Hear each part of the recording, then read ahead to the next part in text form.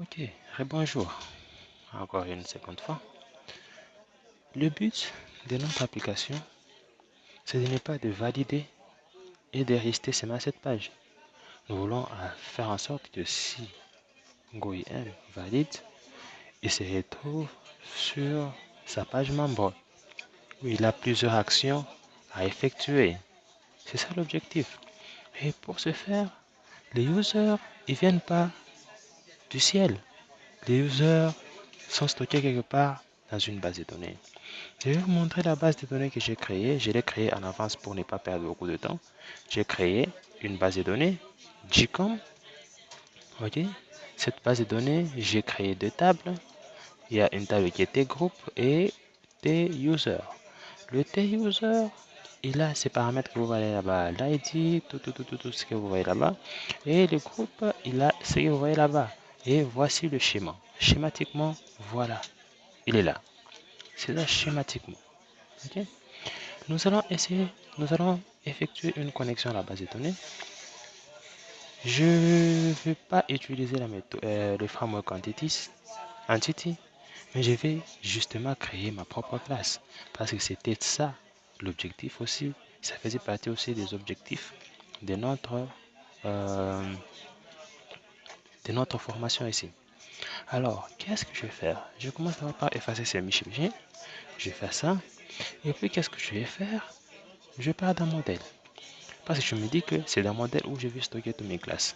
Je vais essayer de créer une classe ADO. Je vais ajouter une classe ADO. Ok. Je vais essayer d'ajouter une classe. Je lui dis, tu seras la classe ADONet. Pour nous dire, en fait, c'est une classe. Tu peux nommer comme tu veux. Hein. Tu peux nommer connexion. Tu peux nommer comme tu veux. Mais je préfère le nommer ADO.net. ADONet plutôt. C'est une classe que moi je me dis, ça va me permettre de me connecter à la base de données. Ok. Et pour me connecter à la base de données, je vais aller là-bas, je crée la classe et nous allons aller petit à petit. Je vais augmenter la taille. Je vais commencer, je tape une commande, je l'explique. Ok, voilà, dans la classe, c'est une classe que je vais hériter par d'autres classes parce que cette classe, c'est une classe de connexion. Je ne vais pas l'utiliser en local, mais je vais le faire hériter des autres classes qui en auront besoin. Par exemple, si j'ai besoin d'une classe qui va me permettre de récupérer les données de la base, les datas de la base de données, qu'est-ce que je vais faire? Je vais faire hériter cette classe-là par ma classe que je vais déclarer ici. Alors pour l'instant, pour ce faire, en programmation orientée objet, on utilise des propriétés et des accès protected. Alors, je veux déclarer une classe qui va me permettre cela. Donc, protection et protected SQL. Vous voyez que je ne sais pas reconnu. Pourquoi? Parce qu'il y a quelque chose qui manque, les espaces des noms. Alors, pour utiliser les données SQL, qu'est-ce que je fais? J'ai besoin d'abord de system.data. Ça, c'est pour les objets du genre data table, ainsi de suite. Et using system.data.sql client. Voilà, avec ça, nous allons devoir utiliser les objets des connexions à la base de données. Donc, pour l'instant, nous allons faire SQL. Voilà, ça va sortir SQL connection. Ok, SQL connection qui est égal à, on va déclarer con, par exemple, con qui est égal à SQL connection. Ok, c'est une classe, c'est une classe qui ne peut pas être héritée. Premièrement, ok, excusez-moi, c'est new. Je suis en train d'extensier cette classe-là. Ok, c'est une classe qui ne peut pas être héritée. Et cette classe nous permet d'ouvrir une connexion SQL à la base des données. Nous avons dit que celui-ci nous permet d'ouvrir une connexion à la base de données. Donc c'est une classe, premièrement, qui ne peut pas être héritée. OK? Et deux, nous allons déclarer protect SQL command. OK? Je veux l'extensier, je dis new command. OK? New command. Voilà. Cette classe, le new command, cette classe aussi ne peut pas être héritée. OK? Mais ça représente une instruction transact SQL. Ça signifie quoi?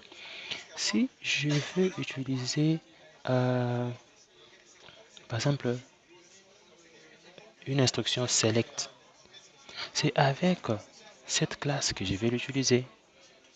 Si je vais utiliser une instruction insert, c'est avec cette classe que je vais l'utiliser.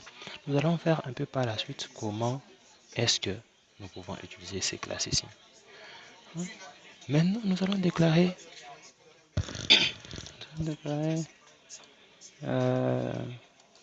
voilà, donc on disait que c'est ici que nous pouvons mettre toutes nos commandes. Ensuite, déclarons l'adaptateur. Ok, nous allons déclarer l'adaptateur. Donc SQL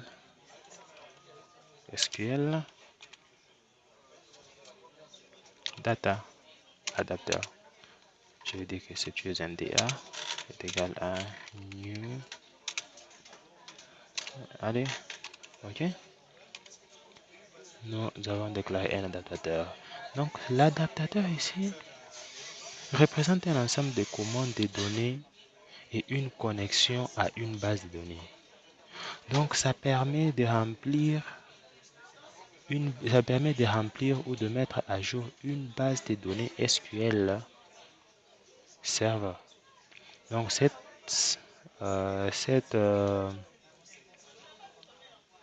classe ne peut pas être héritée. Okay. Donc cette classe ne peut pas être héritée. Alors nous allons passer à l'autre. Donc protected. Nous allons passer à l'autre protected dataset. Dataset. Protected dataset. Ouais, ds qui est égal à new dataset. Ok, un new dataset. Donc un dataset, en résumé, c'est quoi? C'est une représentation d'une base de données sous forme d'un objet. C'est ce que vous voyez ici. Donc ça représente une base de données sous forme d'un objet. Il peut contenir des tables en elles-mêmes. Donc, il y a dans cette table, vous trouvez des colonnes et des lignes. On pourrait aussi les schématiser. Donc, cette classe ici, ça nous permet de faire quoi? D'une représentation de la base des données. Ok? C'est ça que nous devons comprendre. Donc, quand vous récupérez les données avec le dataset, vous pouvez remplir avec le data adapteur, vous pouvez remplir ces données ici et nous produire en elle-même comme une base de données qui est hors connexion. Ok? Donc ensuite, nous allons devoir déclarer d'autres propriétés que peut-être nous n'allons pas utiliser maintenant, mais nous allons les utiliser plus tard. Donc nous disons SQL, par exemple, je vais essayer de déclarer un data table, ok, qui va me permettre d'été qui est égal à new data table. Ouais, en fait, ce new data table, à quoi il sert? C'est une représentation d'une table de données en mémoire. Donc, on peut prendre des données, on les insère ici et nous pouvons le parcourir pour afficher les résultats. Ok? Maintenant, après avoir déclaré, qu'est-ce que nous faisons? Nous allons nous connecter à la base de données.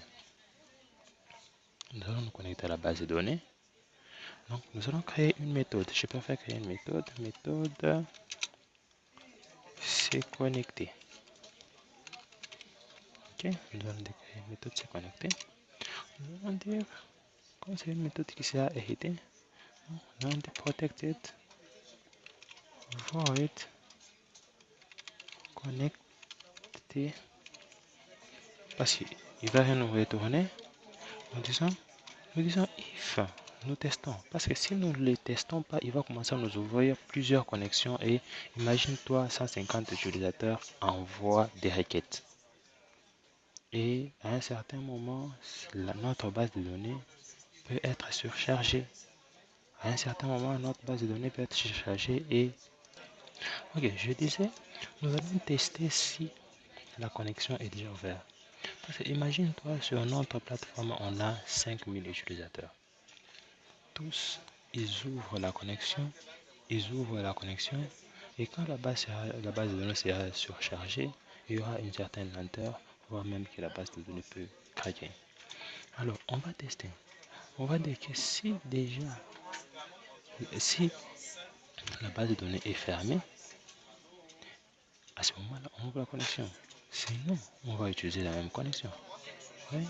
Donc, pour tester le stat, je vais utiliser mon objet connexion. Je vais dire, oh là là, con.state qui est égal, donc on le compare avec la connexion state. Si la connexion est fermée, ok, ou encore con.state qui est égal à connexion state si la connexion est cassée, broken, si la connexion est cassée. Donc, si nous respectons ça, à ce moment-là, on peut ouvrir notre connexion. Connection string. Nous allons mettre la chaîne de connexion ici. Et la chaîne de connexion, nous allons commencer par initial catalogue qui est égal à gcom. Ok. Et puis gcom c'est notre base de données. Initial catalogue, notre gcom, et puis le data source. Maintenant, si c'est en local, on peut le mettre on peut juste mettre point en local et faire ça. Et puis, qu'est-ce qu'on va faire? On met ensuite integrated.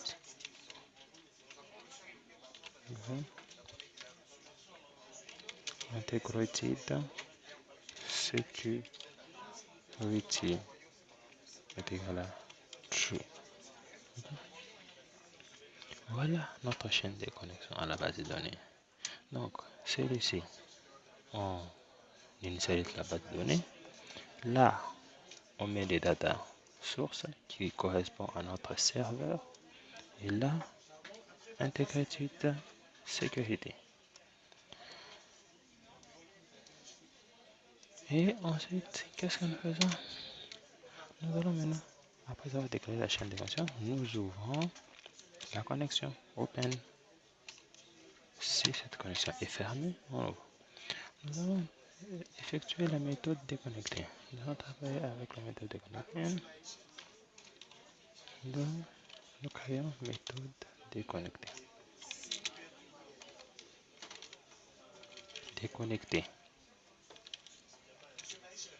Méthode déconnecter. Ok. Disons, nous allons toujours utiliser la même procédure. Protect, void, déconnecter.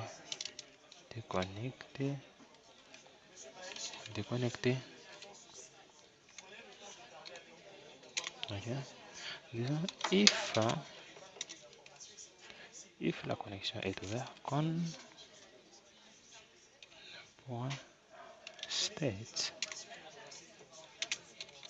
Ok. Connection.